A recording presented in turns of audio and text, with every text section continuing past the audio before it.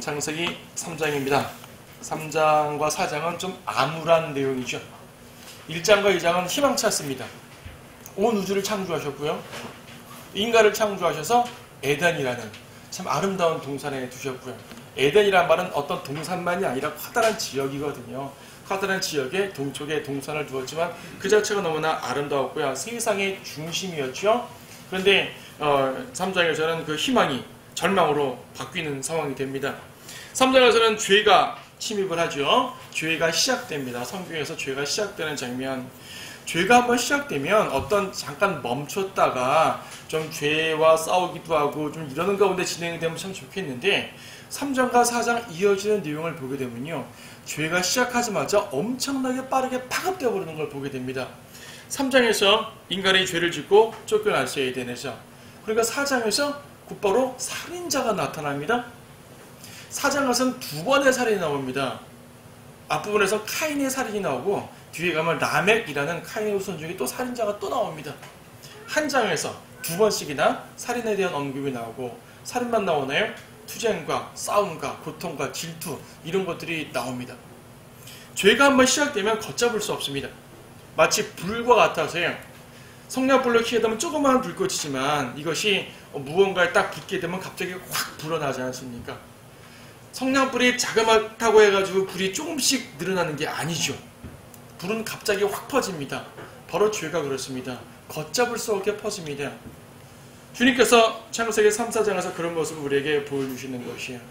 그래서 이 부분에서 1차적으로 받을 수 있는 영적인 적용은 죄에 대한 경고입니다. 죄가 위험하다는 것입니다. 교리적으로는 죄가 어떻게 들어왔고 이 죄에 의해서 주님께서는 또 어떠한 구원 계획을 가지고 계시는지 이런 것들이 교리적으로 펼쳐지겠고요. 영적으로는 죄에 대한 경고, 우리 각자가 경계해야 된다는 것을 보여줍니다. 자, 하나씩 봅니다. 자, 죄가 시작됩니다. 뱀이 등장하죠. 여기서 뱀은 문자적인 뱀입니다. 하지만 사탄입니다. 뱀으로 묘사된 사탄이죠. 아마도 사탄이 뱀을 통해서 나타났을 것입니다. 뱀을 통해서. 뱀으로부터 죄가 시작됩니다. 마귀로부터 죄가 시작됩니다. 그러므로 모든 죄의 근원은 마귀입니다. 오전에도 설명드린 것처럼 죄의 근원은 마귀예요. 마귀의 미혹을 받아 죄를 짓는 것입니다. 하지만 그렇다고 해가지고 내가 죄를 진 다음에 이건 마귀 때문이니까 전 책임 없습니다. 라고 마귀에 대한 책임을 전가할 수 없습니다. 왜냐하면 뒤에 보겠지만 하나님께서는 뱀으로부터 시작되는 즉 마귀로부터 시작된 죄 때문에 1차적으로 마귀를 징계하시긴 했죠. 마귀를 심판하시는 건 맞지만 그렇다고 아담과 이브에게 그냥 넘어가진 않았습니다. 그들에게도 책망을 하셨다는 얘기죠. 우리가 미혹받아 죄를 짓기 때문에 나를 미혹한 존재가 더 나쁜 건 맞지만 그렇다고 죄를 지은 내가 피해갈 수는 없단 말입니다. 그런 장면들을 잘 보여줍니다. 자, 죄가 시작됩니다. 먼저 미끼를 던지죠. 모든 종류의 죄가 이와 같은 방식으로 시작됩니다. 성경에는요, 첫 언급의 원칙이라는 게 있어요. 첫 언급의 원칙. 성경에서 맨 처음에 시작된 어떤 그러한 원리가 있으면 이 원리가 역사 속에 거의 예외 없이 흘러가는 모습이에요. 죄가 처음 시작될 때 이러한 모습이었다면 오늘날 이어지는 죄도 비슷한 모습으로 간다는 얘기죠. 창세기는 모든 게 시작되는 장면이니까 창세기에 나와 있는 모든 것들이 일종의 원류가 돼가지고요. 그렇죠? 원형이 돼가지고 우리에게 적용됩니다. 역사 가운데 적용됩니다. 미끼를 던지죠. 1절에 참으로 하나님께서 말씀하시기를 너희는 동산의 모든 나무에서 나는 것을 먹지 말라 하시더냐? 이거는 질문입니다. 아직 직접적으로 거짓말하지 않았어요. 마귀는 처음부터 거짓말 시키지 않습니다. 떠보는 거죠. 참으로 그래 오케이 좋아 맞아 오케이 그래 하나님 이렇게 하셨지. 근데 이 말이 대부분은 맞잖아요. 근데 맞는 게 아니잖아요. 동산의 모든 나무에서 나는 걸 먹지 말라. 주님께서 먹지 말라고 하신 것이 있어요. 근데 모든 나무에서 먹지 말라는 거 아니잖아요. 오히려 모든 건 먹되 하나만 먹지 말라 그랬죠. 근데 이브가 딱 들었을 때 먹지 말라만 딱 들린 거죠. 그럼 맞아 먹지 말라고 있었어. 근데 사탄의 말이 100% 맞는 건 아니니까 대응을 합니다. 2절에서 우리가 동산 나무들의 열매는 먹을 수 있으나 동산 가운데 있는 나무의 열매에 관해서는 하나님께서 말씀하시기를 너는 그것을 먹지도 말고 만지지도 말라 혹 죽을까 함이라 하셨느니라. 자, 뭐가 문제죠? 사탄은 미끼만 던졌습니다. 하나님 말씀에 불신을 심어줍니다. 모든 죄가 하나님 말씀에 불신해서 나옵니다. 여러분들이 어떤 죄를 짓는 상황이 될 때 가만 생각해 보세요. 성경 말씀을 불신했단 말이 아니라 나에게 하시는 그분의 명령을 불신한 것이 어쨌든 다양한 음성들을 불신한 것이요. 막 이제 이브가 하나님의 명령을 소홀히 하게 하죠. 하나님께서는 마음대로 먹으라 그랬는데 2절에서 마음대로라는 말을 뺐잖아요. 동산나무 열매 먹을 수 있어요. 마음대로라, 주님은 마음대로 먹으라 그랬는데 2장 16절에서 마음대로라는 말을 뺐죠. 삭제. 3절에서 주님은 만지지 말라고 하지 않았습니다. 먹지만 않으면 됩니다. 선악과 만져도 돼요. 안 먹으면 됩니다. 이분은 만지도 말라. 사실 이것은요, 수많은 사람들이 하는 것인데 구약의 율법에서 율법에 이러이러한 내용을 제정해 주셨죠. 근데요, 수많은 바리새인 같은 사람들이, 율법사들이 그 율법에다가 약간씩 집어넣는 것이에요. 말하자면은 안식일에는 짐을 지지 말라. 그건 노동이라는 얘기죠. 몇 킬로까지가 짐일까요? 안식일에는 여행하지 말라. 몇 킬로까지가 허용되고 몇 킬로부터 안 될까요? 이런 세부적 규정들을 짓는 거죠. 이방인을 접촉할 때는 손을 씻어야 됩니다. 근데 언제 이방인을 만날지 모르잖아요, 현대사회에서. 그러니까 바리새인들은 무조건 밥 먹을 땐 손 씻고 먹어라. 율법이 없는 말인데 첨가시켰죠. 손 씻고 먹는 게 나쁜 게 아닙니다. 중요한 건 하나님의 말씀에 덧붙였다는 것이죠. 당연히 만지지 않으면 좋죠. 선악과 먹지 말라 그러는데 그냥 만지다 보다 먹고 싶어질 거 아니겠어요. 그래, 그러니 차라리 아예 만지지도 말자. 그래, 만지지 않는 거 나쁜 거 아닙니다. 만지지 말아야죠. 만지다 보면 먹고 싶을 거 아니겠어요. 잘못된 게 아니에요. 하지만 왜 문제입니까? 하나님의 명령에 인간적인 무언가를 집어넣어 버린 거예요. 그 집어넣은 무언가가 고상하고 도덕적이고 좋은 거라 할지라도 하나님 말씀에다가 덧붙이게 되면은 하나님보다 한 걸음 더 내가 하나님보다 더 낫다는 얘기잖아요. 한 걸음 나간 거잖아요. 안 된다는 얘기예요. 또 있죠. 그건 뭐 혹 죽을까 함이라. 하나님께서는 반드시 죽으리라. 혹 죽을까 함이라. 뭔가 하나님 말씀에 불신이 있는 거죠. 그러니까 이분은요, 소위 말해 성경 변개자들이 말한 거랑 똑같아요. 삭제, 첨가, 대체. 그렇죠. 되어버렸습니다. 성경 변개의 요소뿐 아니라 인간들이 짓는 모든 죄의 모습이 바로 이렇습니다. 사탄을 딱 보니까 어때요? 걸려들었어. 미끼를 던졌는데 이브가 저리 가! 하면 끝났거든요. 대화를 하기 시작합니다.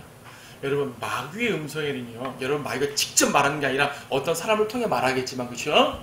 저것이 마귀의 음성이라고 느끼게 되면요, 대화하지 마세요. 토론하지 마세요. 멈추시고 거절하셔야 돼요. 이브의 잘못은 마귀와 대화하는 것부터 시작됩니다. 토론하기 시작하면 마귀가 우리보다 지혜롭기 때문에 이러한 저러한 가머니설과 다양한 이런 논리를 통해 가지고 설득시켜요. 이브는 설득되어버린 겁니다. 만약 이브가 저거 하나님 말씀 의심하게 만드네? 저리가 하나님 것은 금지하여서 저리 나 너랑 대화 안 해. 가! 하면은 아무 문제 일어나지 않습니다. 그래? 아니, 하나님께서는 이렇게 말씀하셨는데 말이야. 이건 이랬어 저랬어. 사탄이 또 말하죠. 걸려들었어. 4절. 너희가 반드시 죽진 않아. 이건 이미 이브가 한 말이잖아요. 혹 죽을까 함이라. 이미 이브가 반드시 죽지 않지만 죽을 수도 있어라는 것을 말했기 때문에 그래, 네 말이 맞아, 이브야. 반드시 죽는 건 아니야. 반드시 죽지 않는다. 너희가 그것을 먹는 날에는 너희의 눈이 열리고 너희가 신들과 같이 되어서 선과 악을 알게 되는 줄을 하나님께서 아심이라. 예, 맞아요. 선과 악을 알게 되기 때문에 주님이 막으셨어요. 목적이 뭡니까? 선과 악을 알게 되면 심판의 근거가 생긴다 그랬습니다. 율법을 모르면 죄를 죄로 여기지 않지만 율법을 알게 되면 죄를 죄로 알기 때문에 책임을 진다는 얘기죠. 하나님께서는 그분의 사랑스러운 피조물들에게 책임을 지우기 원치 않아서 선과 악의 지식을 금지한 것이지 멍청해지라고 지식을 금지하신 것이 아니라는 말입니다. 사탄은 내용 자체는 맞지만 선과 악을 알게 된다는 것은 맞지만 목적이 하나님께서 너희를 보호하심이 아니라 너희가 신들과 같이 되는 게 싫어서야. 죽을 수도 있지만 안 죽을 수도 있어. 잘만 하면 안 죽을 수도 있어. 이거죠. 아닌 게 아니라 이브가 먹고 안 죽었잖아요. 뱀의 말이 맞았대. 안 죽네.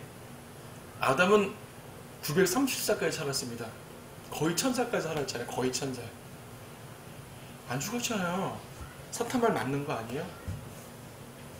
하나님께서는 먹는 그날에 죽으리라. 사탄은 안 죽을 수도 있어. 수치를 먹으니까 안 죽었어요. 900살을 더 살았어요. 아 그래, 사탄이 죽을 수도 있다 말했기 때문에 주님이 꼭 죽이진 않았구나. 근데 1000살까지 산다면 죽었으니까 죽긴 죽네. 당장은 아니구나. 뭐예요? 하나님께서 말씀하신 것은 이루어졌습니다. 뒤에서 보겠지만 5장의 다음 주에 보겠지만 하나님의 형상이 깨졌어요. 영이 죽었어요. 영은 그날 죽어버린 거예요. 육은 아직 살아있는 거죠. 육신의 눈만 보는 사람들은 아직 살아있잖아. 사탄 말이 맞네. 영의 눈을 가진 사람은 영이 죽었잖아. 죽었어. 하나님 말씀이 맞구나. 나오는 거죠. 자, 이분은 완전히 미혹됐습니다. 5, 6절에서 여자가 보니 나무가 먹음직하고 보기에도 즐겁고 현명하게 할 만큼 탐스럽습니다. 와, 맞아. 현명하게 할 만큼, 지혜를 줄 만큼 탐스럽다. 역시 지식의 나무야. 2부에는 거기에 지식의 포인트를 뒀습니다. 지난주에 뭐라 그랬습니까? 선과 악의 지식의 나무의 열매. 선과 악의 포인트가 있다 그랬어요? 지식의 포인트가 있다 그랬어요? 선과 악의 포인트가 맞아요. 선악에 대한 지식을 주님이 경계하신 것입니다. 근데 사람들은 지식의 포인트를 맞추죠. 그래, 이걸 먹으니까 지혜로워졌어. 역시 지혜가 좋은 거야. 지식에 초점을 칩니다. 오늘날 수많은 사람들이 이 지식을 얻기 위해서 금단의 열매를 따려고 하잖아요. 하나님께서는 지식이 중요한 게 아니라 선과 악이 중요했단 말입니다. 자, 그래서 이제 이분은 미혹돼가지고 먹었죠. 죄가 완전히 이불을 점령해서 죄를 행했습니다. 그뿐 아닙니다. 6절 끝에 보니까 먹고 그녀와 함께한 자기 남편에게도 주니 그가 먹더라. 죄는요 전달됩니다.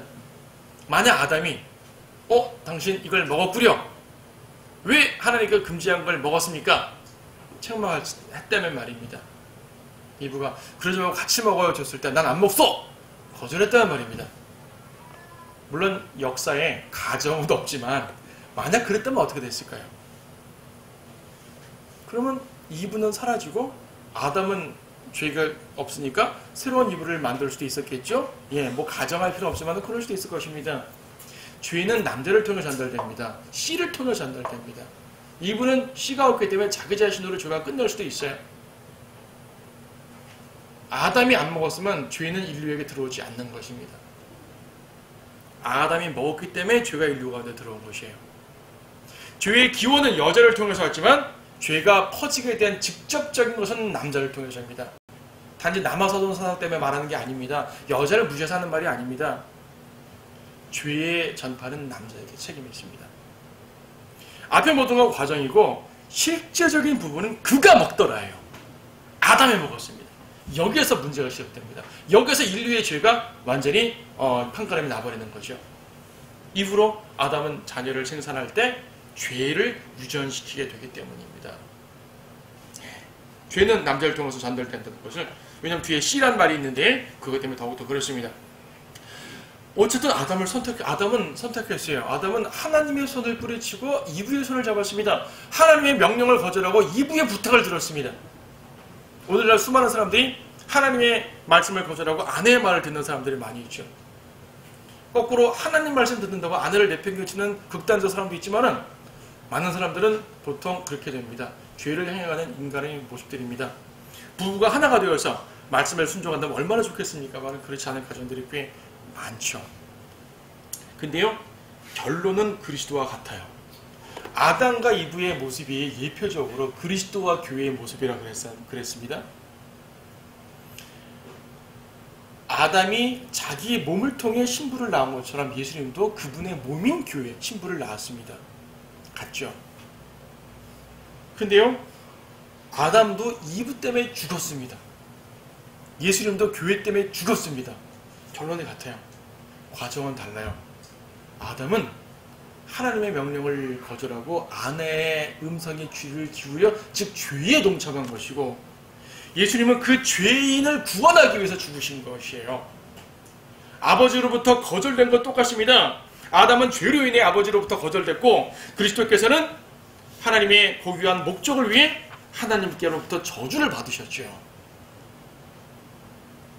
예수님과 교회와 아담과 이브의 모습은 상당히 유사하면서 달라요.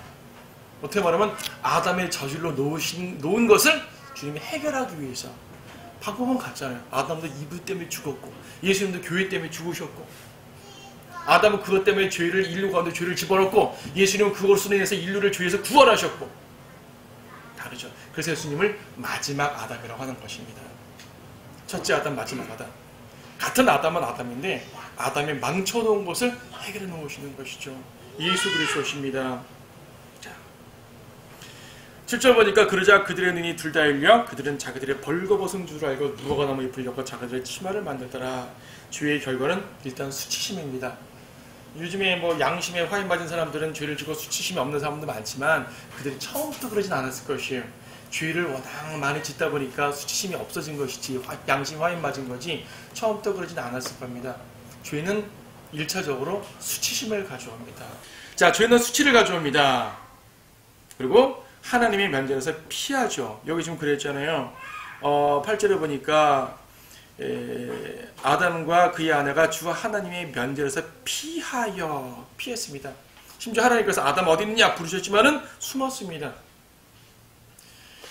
인간은요 하나님을 찾아야 됩니다. 오늘날 그리스도인 이외에 수많은 종교에서 보통 구도자라 그러죠. 신을 찾는다, 도를 찾는다. 다 뭐예요? 신을 찾으려는 거잖아요. 언제는 하나님으로부터 숨어놓고 이제 신을 찾겠대요. 이게 인간의 모습입니다. 하나님으로부터 피한 인간들이 말입니다. 정말 자애로우신 그 면전에서 피한 그들이 자기들의 자의로 신을 찾겠다고 합니다. 하나님은 그들에게 나타나지 않습니다. 이때는 인간이 피했죠? 지금 하나님께서 그분을 감추시는 것이에요. 그리고 유대인에게 어떻게 했습니까? 나를 만나려면 성막을 통해서 만나라 라고 말한 거죠. 상당히 제한되게 주님을 만나게 되었어요. 지금 신약시대는 우리가 아무 때나 주님을 만날 수 있지만 이건 그리스도의 십자가의 공로일 것 뿐이고 구약까지 어땠습니까? 이방인들은 하나님을 만날 수도 없고요. 유대인들도 상당히 까다로운 절차를 통해서 하나님을 겨우 대면할 수 있었습니다. 그것도 직접 대면하지 않았어요. 중보자를 통해 대면했어요. 간혹 선지자들이 주의 천사를 보기도 하고 특별한 경우에 대면했죠. 하나님을 대면하는 건 매우 어려웠습니다. 하나님을 대면하게 되면 또 두려웠죠. 내가 하나님을 대면했네. 나 죽겠다. 걱정했습니다. 이게 구약이에요. 누구 때문에? 하나님을 피한 그 죄의 모습 때문에 이렇게 된 겁니다.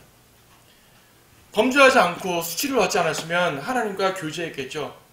하나님과 동산에 들어오실 때 하나님 손잡고 같이 놀았단 말입니다. 즐거워했을 것입니다. 하나님과 대화했습니다. 얼굴과 얼굴을 맞대서 교제했습니다. 하지만 죄를 짓는 순간 하나님의 면전에서 떨어져 나왔고 두려워 숨게 되고 그 모습 그대로 하나님을 만나기는 어려워졌고 그렇죠. 자기들의 방식대로 하나님을 찾긴 하지만은 되진 않고 그래서 주님이 두 번째로 다시 나타나셨죠. 나를 드러낼 텐데 그러니까 누구나 나를 보라. 그게 십자가라는 얘기입니다. 에덴에서 하나님과 인간이 벌어진 그 사이를 십자가 갈보리에서 하나님과 인간을 가까이 만들어 놓으신 것이에요. 첫째 아담이 에덴에서 하나님의 면전에 도망친 그 모습을 둘째 아담께서 갈보리에서 하나님과 함께 대면하게 만들어 놓으셨다는 얘기죠. 모두가 동산에서 이루어진 일이에요. 에덴 동산, 갈보리 동산. 둘 다 죽음의 장소입니다. 아담과 에브의 이 영이 죽음. 그리스도의 십자가의 죽음. 둘 다 여자 관계없이 관계했습니다. 에덴에서의 그 이브 때문에 범죄, 갈보리에서 그분의 신부로 인한 교회로 신부를 얻기 위한 그 과정. 그렇죠. 예수님은 둘째 아담이고요. 그 죄의 모습은 그리스도의 십자가 가지고는 결코 해결하지 못하게 만들었습니다. 자, 죄가 이제 그 이후 장면은 어땠습니까? 하나님께서 물으시죠. 11절 내가 벌거벗었다고 누가 내게 말해주었더냐?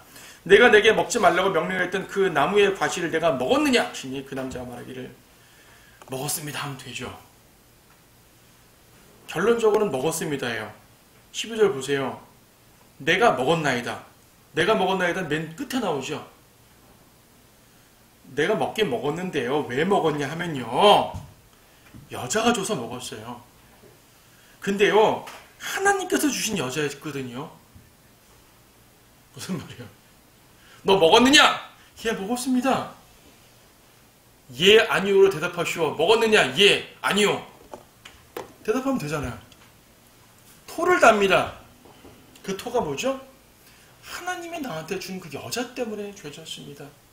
하나님께 책임을 전가하고 있는 것이죠. 결과적으로 먹었다는 고백 실토는 합니다. 하나님께서는 바로 책망하지 않았어요. 어디 감히 그렇게 대답을 하는 거야? 하지 않으시고 오케이 일단 알았어. 여자에게 또 물으시죠. 13절 내가 행한 이 일이 어찌 되는 것이냐 하시니 그 여자가 말하기를 그 뱀이 나를 속여 내가 먹었나이다. 뱀에 대해서는 하나님께서 주신 뱀이란 말 할 수 없었죠. 뭐 있는 대로만 대답한 겁니다. 여기도 역시 여자가 네 먹었습니다 하면 될걸. 제가 속아서 먹었어요. 뱀 때문에 먹었어요 라고 대답하는 거죠. 먹었다 하면 될걸. 하나님께서는 yes or no 그 답을 요구하셨는데 인간은 변명을 하게 됩니다. 항상 인간은 자기 방어다. 지금도 그러잖아요. 뭔가 혼날 일이 딱 생기게 되면 변명거리부터 딱 찾습니다. 이게 아담부터 내려온 인간의 죄성이 되는 거죠. 죄는 똑같으니까 첫 언거의 원칙입니다. 14절 주님 뱀에게 또 뭐라 그러실까요? 너 왜 미혹했냐? 라고 묻지 않으셨죠. 뱀에겐 질문 안 하셨어요. 아담과 이브에겐 질문하셨습니다. 왜? 하나님의 사랑하는 피조물, 하나님의 형상을 받은 피조물이기 때문에. 뱀도 하나님의 피조물이긴 하지만 뱀은 하나님의 형상을 받은 피조물도 아니고요. 이미 타락해서 하나님의 대적자, 원수가 되어버린 상태입니다. 뱀은 인간에게 죄를 집어넣은 존재입니다. 뱀에게 묻지 않습니다. 곧바로 심판만 하십니다. 뭐라 그러죠? 14절에서 너는 모든 가축과 들의 모든 짐승보다 저주를 받아 내 배로 다닐 것이며 평생토록 흙을 먹을지니라. 뱀은 배로 다니잖아요. 이건 1차적 뱀에 대한 모습이고요. 15절은 그 뱀을 통한 마귀 자체에 가는 말입니다. 마귀가 배로 땅을 다니지 않잖아요. 배로 땅을 다니는 것은 물자적 뱀이고 15절에서 말한 것은 그 뱀을 통해 등장한 사탄에게 말하는 것입니다. 내가 너와 여자 사이에 또 내 씨와 그녀의 씨 사이에 적의를 두리니 적의, 원수가 이게 원수 맺음을 두리니 그녀의 씨는 너의 머리를 부술 것이요 너는 그의 발꿈치를 부술 것이라. 궁극적으로 뭡니까? 그녀의 씨는 너의 머리를 부술 것이요가 핵심이에요. 자, 우리는 교리적으로 설명할 수 있습니다. 그녀의 씨가 누구죠? 예수님. 왜 여자의 씨죠? 예수님은 남자 없이 태어나셨으니까. 그렇죠. 예수님은 남자 없이 태어난 동정녀 마리아에서 태어났기 때문에 남자의 씨가 없으니까 그녀의 씨라 그런 것이에요. 여자에게 씨가 있단 말이 아니죠. 예수님이 뱀의 머리를 부순답니다. 예수님이 마귀를 부순답니다. 언제 부숩니까? 십자가에서는 승리만 하셨지 부수진 않았습니다. 십자가는 주님의 승리가 판가름 난 것이지 마귀가 멸망하지 않았습니다. 언제 멸망하십니까? 재림 때 멸망했습니까? 아니죠. 재림 때 멸망할 거죠. 재림 때는 마귀의 머리가 부서집니다. 너는 그의 발꿈치를 부술 것이라. 사탄이 예수님에게 손상을 가한다는 얘기입니다. 언제? 재림 때요? 재림 때는 마귀가 예수님께 어떠한 손상도 가하지 못합니다. 마귀가 예수님께 손상 가하게 한 사건은 십자가의 죽음이죠. 그럼 뭡니까? 이 구절에서 초림과 재림이 나뉘죠. 근데요, 재림이 먼저 등장이죠. 말이 안 되지 않습니까? 그녀의 씨는 너의 머리를 부수고 재림이 먼저 등장하고 너는 그의 발꿈치를 부술 것이라. 초림이. 이걸 바꿔 말해야 되지 않습니까? 내가 너와 여자 사이에 또 네 씨와 그녀의 씨 사이에 적의를 두리니 너는 그의 발꿈치를 부술 것이요 그녀의 씨는 너의 머리를 부술 것이다 라고 말해야 순서가 맞지 않아요? 주님 바꿔 말씀하셨어요.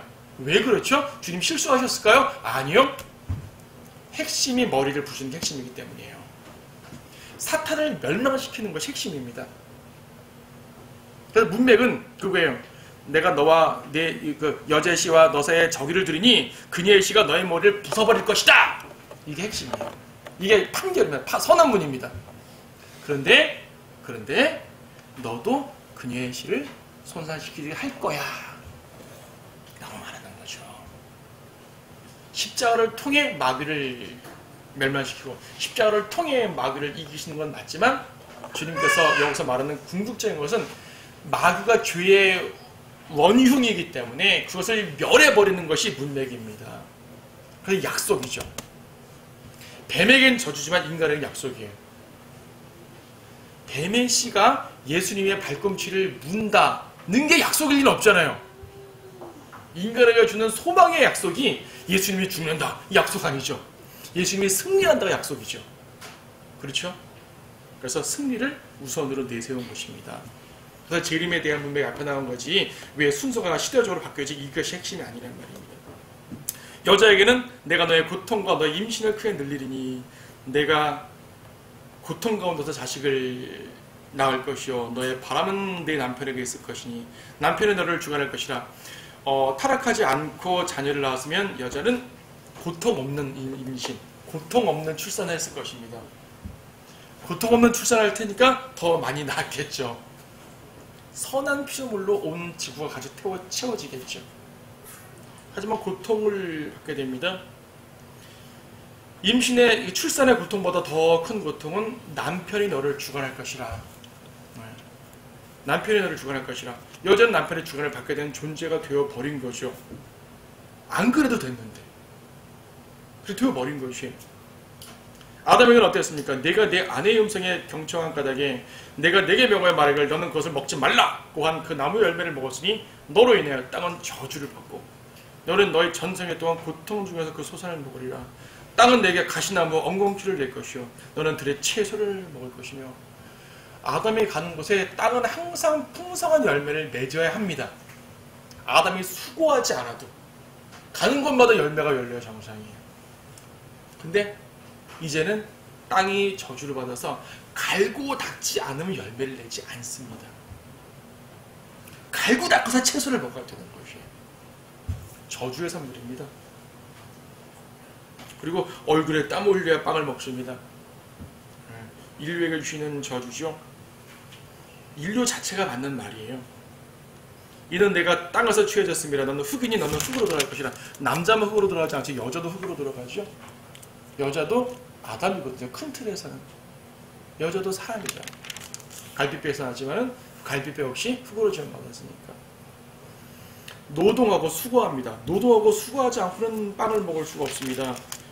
보통 사람들이 노동의 신성함을 말할 때 이 구절을 인용하는데, 노동의 신성함을 말하기 전에 저주의 모습입니다.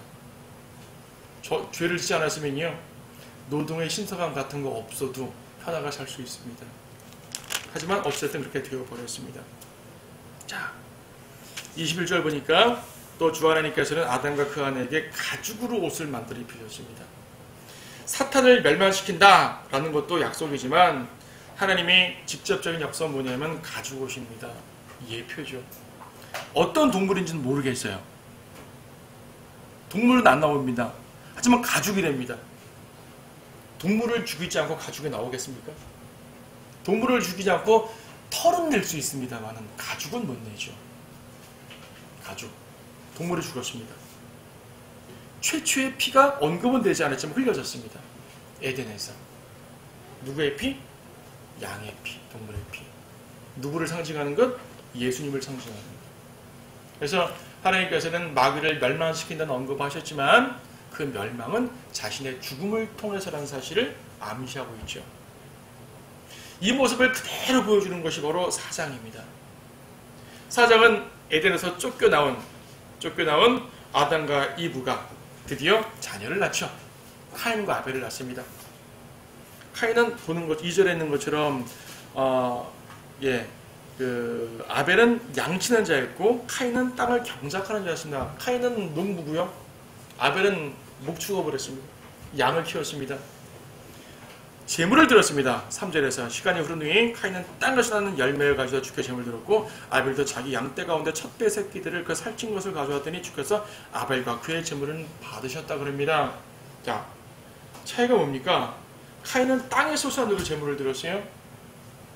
아벨은 자기가 키운 양 중에 하나 제일 좋은 거 골라서 드렸습니다. 자, 어떤 게 더 정성이 있습니까?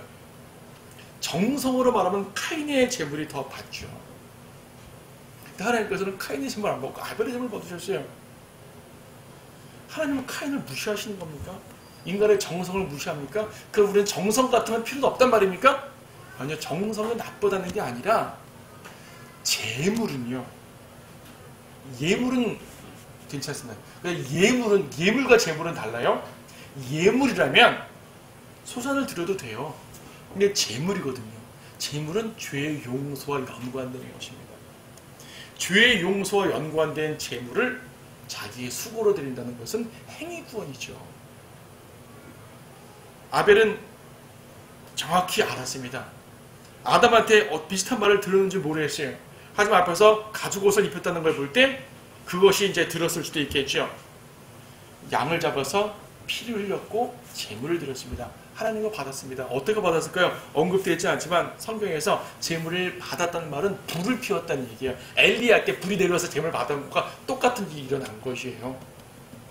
그것을 보고 카인이 화가 났죠. 왜 내 거 안 받으셔? 나 얼마나 정성스럽게 주님께 드렸는데.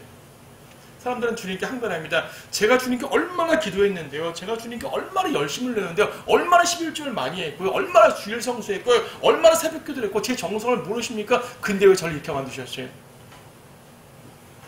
하나님께서는 그런 정성보다 더 중요한 게 그리스도의 피, 주님의 구속을 받아들이라는 것입니다. 주님의 은혜를 받아들이라는 것입니다. 구원은 나의 노력과 정성이 아니라 하나님의 은혜로 받아들이는 것이요. 만약에 나의 노력과 정성으로 구원받으려면 얼마나 많은 정성이 있어야 구원을 받겠다는 얘기죠.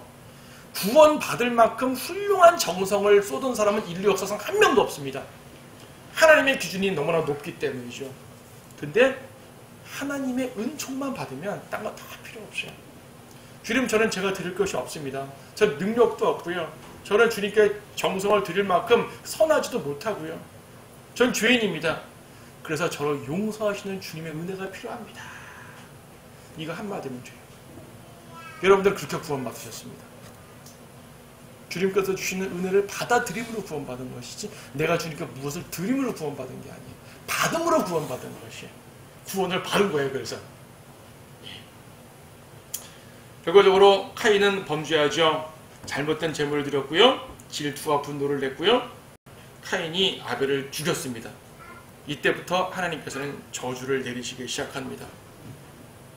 7절 내가 바르게 행하면 받아들이지 않겠느냐? 내가 바르게 행하지 아니하면 죄가 문 앞에 엎드리느니라. 죄의 욕망이 내게 있으니 너는 죄를 다스릴지니라. 죄는 다스릴 수 있습니다만은 다스리지 못했습니다. 타락한 죄의 성품입니다. 여러분 죄가 막 유혹될 때 말입니다. 죄 짓지 말아야지 욱하고 참지만 참지 못할 때가 꽤 많죠. 타락한 죄인 성품이에요. 카인의 성품이 남아있는 것입니다.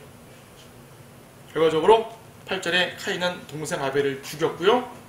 9절에 하나님께서 카인에게 아벨을 찾았지만 카인은 핑계만 댔고요. 12절에서 내가 땅을 경작하여도 이제부터는 내가 그 효력을 내지 않을 것이요 너는 땅에서 도피자와 유랑자가 되리라. 아담에게는 아담의 죄 때문에 땅을 저주하셨는데 이제는 그 저주받은 땅으로부터 도망가야 돼요. 그래서 아담의 죄 때문에 인간은 농부가 되었는데요. 카인은 농부도 되지 못해요. 떠돌이가 됩니다. 떠돌이가 됩니다. 떠돌이가 되니까 뒤에 보면 도시를 만들죠. 도시는 농업 생산하지 않잖아요. 다른 걸 통해서 먹고 살게 됩니다. 여기에 특별한 말들이 나옵니다. 14절 보니까 보소서 주께서 오늘 지면으로부터 나를 쫓아내시오니 내가 주의 낯으로부터 감추어지리이다. 그래야 내가 땅에서 도피자와 유랑자가 되리니 나를 만나는 자마다 나를 죽이리이다. 도대체 누가 있어서 카인을 죽일까요? 아담과 이브와 카인과 아벨 넷이 있는데 아벨은 죽었고요. 아담과 이브와 카인밖에 없는데 도대체 누가 날 죽일까봐 걱정을 할까요? 하나님 또 왜 카인에게 보호해 주실 때 약속하셨을까요? 17절 보니까 카인이 그의 아내를 알았더니 결혼을 했습니다. 도대체 누가 카인과 카인의 아내가 되었을까요? 17절 뒷부분에는 성읍을 만들었습니다. 도대체 얼마나 많은 사람이 있기 때문에 성읍이 만들어졌을까요? 아담, 이브, 카인 셋밖에 없는데 여기에 따라서 수많은 추측들이 난무합니다. 추측할 거 없어요. 아담과 이브는요 카인과 아벨 둘만 난 게 아닙니다. 더 많은 아들 낳았어요. 5장 3절 보게 되면 아담이 130년을 살며 자기 모습대로 자기 형상을 따라 아들을 낳아 그의 이름을 셋이 불렀더라 하고요. 셋을 낳은 후 아담의 날들이 800년이었고 아들들과 딸들을 낳았더라. 이름은 언급되지 않았지만 아들들과 딸들을 많이 낳았어요. 900살까지 살면서 130살에 처음 아들을 낳고 900살 동안 계속 아들, 딸을 낳았습니다. 그러니까 당장은 아담, 이브, 카인밖에 없었지만 향후 100년 내에 땅은요 100명, 200명으로 번성해버린 거라는 얘기죠. 그렇죠? 한 500년 지나게 되면은 몇천 명 되는 거예요. 도시 세울 수 있죠. 카인이 그때까지 안 죽었으면 사람들한테 위협을 느낄 수 있죠. 그 중에 한 명 결혼할 수 있겠죠. 그 말입니다. 지금 아담이 얼마나 오래 살았는데요. 카인이 얼마나 오래 살았는데요. 얼마나 많이 낳았는데요. 당장 카인의 아내가 누구야? 무슨 고민할 필요 없습니다. 아담의 후손들 중에서 이름 언급되지 않은 많은 사람도 있습니다. 그렇죠? 그러면 자기 친자매랑 결혼했단 말이에요. 남매가. 아직은 그럴 수 있었죠. 아담과 이브는 남매인데 결혼했잖아요. 그냥 남매인가요? 아담이 이브를 낳았죠. 결혼했잖아요. 오늘날 상식을 보지 마세요. 율법 이전에는 허용된 상황이었습니다. 자, 이렇게 해가지고 카인이 이제 문명을 시작하는 거죠. 쭉 넘어만 가겠습니다. 카인이 10절 보니까 에녹이라는 아들을 낳았고요. 18절 보니까 이랏이라는 아들을 낳고 무후야엘, 무드사엘, 라멕 등 쭉 이제 카인의 후손 나오죠. 19절 카인이 두 아내를 얻습니다. 일부 다처제. 하나님 원래 결혼 제도는 일부 일처제. 일부 다처제를 낳았을 때 만들었습니다. 죄의 결과입니다. 일부 다처제 하나님 뜻 아니에요. 솔로몬이 몇 명의 아내를 두었던, 다윗이 몇 명의 아내를 두었던, 그건 하나님의 원래 계획 아닙니다. 허용해 주신 거죠. 인류의 악한 문명은 모두 카인의 후손에게서 나왔습니다. 자, 결과적으로 뭡니까? 죄라는 것은요, 한 번 짓게 되면은 막을 수가 없이, 걷잡을 수가 없이 파급된다는 사실입니다. 예. 죄는 죄를 낳습니다. 그 뒷부분에 보게 되면은 라멕 하나만 보세요. 23절 라멕의 아내들에게 말하기를 아다와 실라야 내 음성을 들으라. 너 라멕의 아내들이여 내 말에 경청하라. 나의 상처 때문에 내가 사람을 죽였고 나의 상함 때문에 청년을 죽였도다. 카인이 7배로 안갚음을 받는다면 진실로 라멕은 77배로다. 카인은 질투 때문에 화가 나서 동생을 죽였고요. 라멕은 다른 사람이 자기를 괴롭혔기 때문에 정당방위로 죽였다는 얘기예요. 자, 정당방위냐 아니냐를 말하고자 하는 것이 아닙니다. 싸움이 있었다는 얘기죠. 다툼이 있다는 얘기죠. 제가 나를 죽이려고 하기 때문에 내가 먼저 죽였다. 싸웠다는 얘기 아니겠어요? 인류 가운데 싸움과 다툼과 갈등과 모순이 폭발적으로 증가했다는 말입니다. 죄가 아담과 이브가 죄를 지음으로써 그 죄가 자녀들에게 카인에게 전달되더니 정말로 걷잡을 수 없이 들불처럼 죄가 퍼져버렸습니다. 아담의 범죄로 죄가 세상에 가득 찼습니다. 우리가 죄인으로 태어났다 정도만 말하는 것이 아니라 실제적인 죄가 세상에 가득 차버렸죠. 여러분들이 지금 이 세상을 보는 바로 그 모습이 바로 창세기 4장의 모습입니다. 약간의 정도의 차이만 있겠죠. 예. 개인적, 사회적, 문화적으로 걷잡을 수 없는 모습. 우리는 이 모습을, 오늘날의 모습을 창세기에서부터 시작됩니다. 그걸 보게 됩니다. 우리에게 중요하신 말씀은 무엇일까요? 첫째로 이런 모든 죄 가운데서 주님의 은총을 받아들여라. 이미 우리는 주님의 은혜를 받고 구원받았죠. 하지만 구원 이후에도 주님의 은총은 지속적으로 필요합니다. 둘째, 이 악한 세상에서 성별하라. 저런 죄 가운데 어울리지 말아라. 자신을 지켜라. 셋째, 이 모든 죄 가운데 죄를 해결하시는 그분만이 그분만이 해결하신다. 그분이 오셔서 마귀의 머리를 부수셔야 된다. 우린 그걸 기다립니다. 죄에 대한 궁극적인 해결책은 그리스도. 예수님께서 이미 우리의 죄를 해결해 주셨지만 세상 모든 죄를 끝내려면 주님이 어서 오셔야 됩니다. 창세기에서 그 모습을 우리는 암시받을 수 있어요. 자, 이걸 염두에 두시고 다음 시간에 더 계속 보도록 하겠습니다.